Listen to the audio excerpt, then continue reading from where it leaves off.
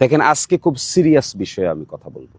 প্রশাসনকে বলবো, উপযুক্ত পদক্ষেপ যদি নিতে না পারেন তাহলে নির্বাচন পরিচালনা করতে পারবেন না। আর উপযুক্ত পদক্ষেপ যদি নিতে চান তাহলে আপনারা দেখান যে আপনারা উপযুক্ত পদক্ষেপ নিতে পারেন। 1 নম্বর কথা বলছি আপনাদেরকে। 1 নম্বর কথা হলো, অবশ্যই আপনাদেরকে দলীয় পদে থাকা ব্যক্তিদেরকে প্রিজাইডিং অফিসার, পুলিং অফিসার পদ থেকে বাদ দিতে হবে। আমি আশা করব দিরাই এবং সাল্লায় যে তালিকা করেছেন এর মধ্যে একটা অভিযোগও যদি আসে যে দলীয় কোনো পদে আছেন তাহলে তাদেরকে আজকেই বাদ দিবেন, ট্রেনিংয়ে ডাকবেন না। ট্রেনিংয়ে ডাকার দায়িত্ব আপনাদের না। কেন আপনারা ট্রেনিংয়ে ডাকবেন?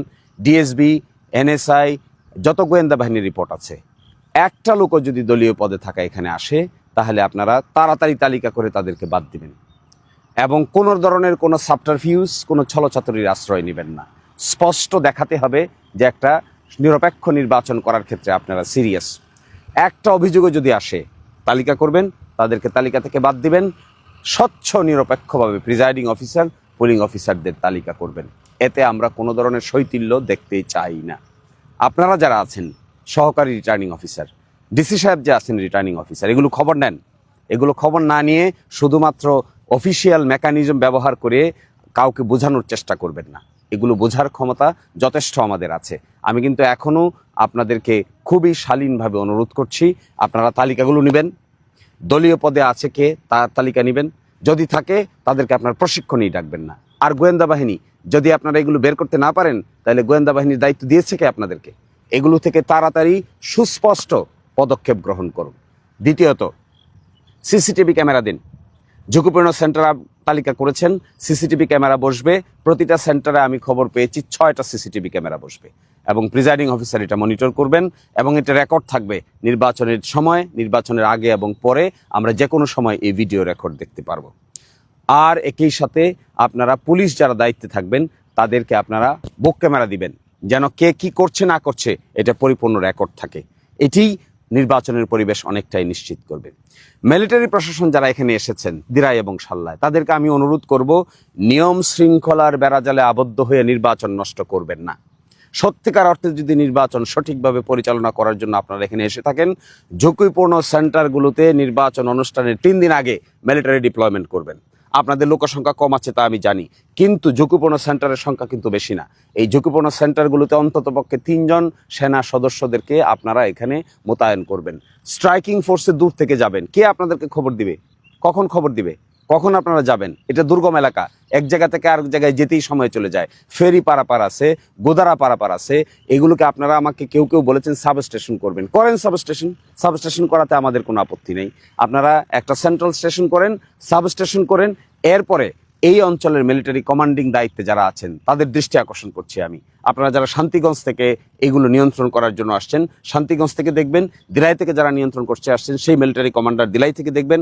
সাল্লা থেকে যে নিয়ন্ত্রণ করতে আসছেন সেই মিলিটারি কমান্ডার সাল্লা থেকে দেখবেন বলে আমি আশা করি। আপনারা সাবস্টেশন বানান, আমাদের কোনো আপত্তি নাই।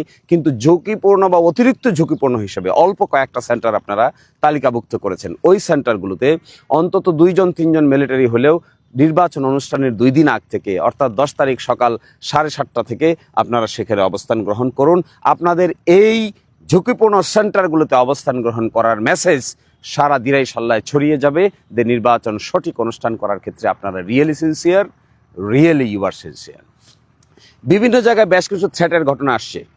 আমি জানি না, সহকারী রিটার্নিং অফিসার যিনি আছেন, 2 থানার 2 টিওনো সাহেব আছেন, ওসিরা আছেন, আপনারা অভিযোগ দিলে ব্যবস্থা নেবেন এই কথা বলে থাকেন।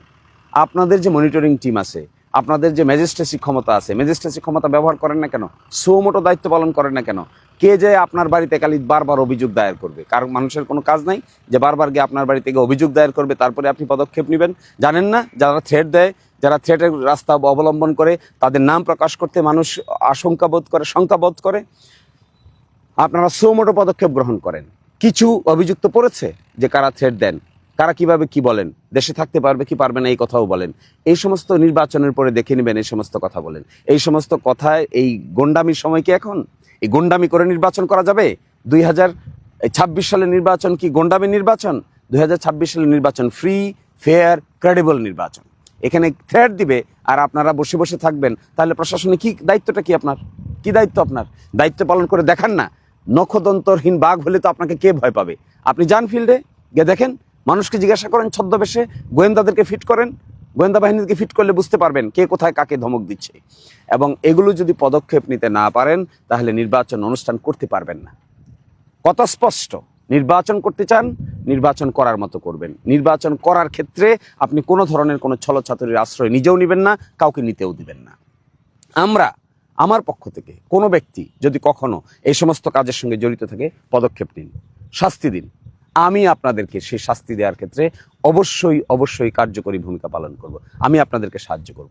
অপর পক্ষে এইরকম কাজ যদি কেউ করে থাকেন তাদের বিরুদ্ধে নেন। কয়েকটি কাজ আজকেই পদক্ষেপ নেন। এক, প্রিজাইডিং অফিসার, পুলিং অফিসারের তালিকাটা দেখেন, সাথে নেন। একজন ব্যক্তির বিরুদ্ধেও যদি রাজনৈতিক সংশ্লিষ্টতার অভিযোগ থাকে তাকে বাদ দেন, স্পষ্ট করে বাদ দেন। আমরা চাই না, তাদের কোনো দলেরই চাই না। সেকেন্ড, সিসিটিভি ক্যামেরা এস্টাবলিশমেন্ট করেন।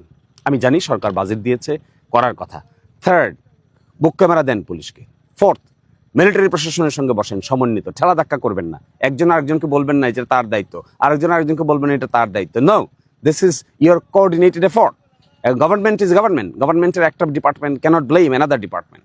বলতে পারেন না military is also under government, military is also under government, civil administration also under government. আপনারা যেগুলোকে, আমি ডিসি সাহেবকে বলবো আপনি রিটার্নিং অফিসার, আপনি এইভাবে পাশ কাটিয়ে যাবেন না। আপনি সুনির্দিষ্ট পদক্ষেপ নিয়ে বলেন ঝুঁকিপূর্ণ সেন্টারগুলোতে আপনারা মিলিটারি 3 দিন আগে থেকে 2 দিন আগে থেকে দিবেন, বাস। That is what is the environment. এটি না হলে সঠিক নির্বাচন করতে পারবেন না। আশা করি দ্রুত পদক্ষেপ নেবেন, কারোর জন্য অপেক্ষা করবেন না, কারো দিকে তাকাবেন না। প্রশাসনের মতো করে নিউট্রাল ভূমিকা পালন করবেন।